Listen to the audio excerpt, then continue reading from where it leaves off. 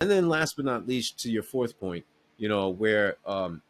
where they get Superman, at least my perspective, where they get Superman wrong, is that here's this guy, he's got all these incredible powers, and he's able to do everything and anything.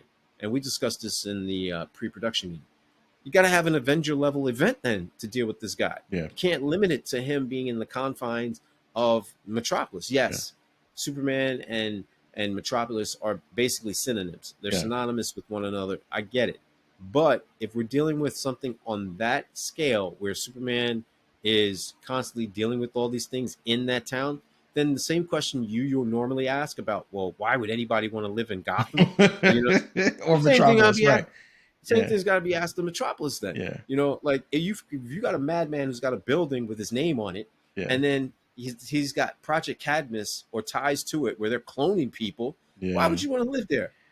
It's a fair question, man. And, like there is this thing where Superman's power set is like so vast and so strong that he just can't. He's got to have like Superman level problems, and those Hmm. Superman level problems can't always just exist within the confines of Metropolis.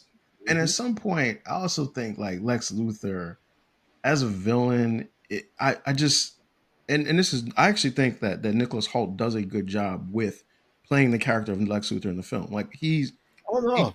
he tries to bring all the emotion, all Hmm. the ego maniac, all the maniacal aspects of Lois. I'm sorry, of Lex to the film.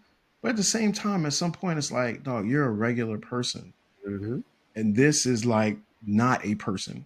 This is, and if that was, and like at some point, there's just it just always feels to me like at some point Superman Lex Luthor is like not really a problem for Superman, or he's such a significant problem that Superman should be looking at him and thinking and treating him a little bit different.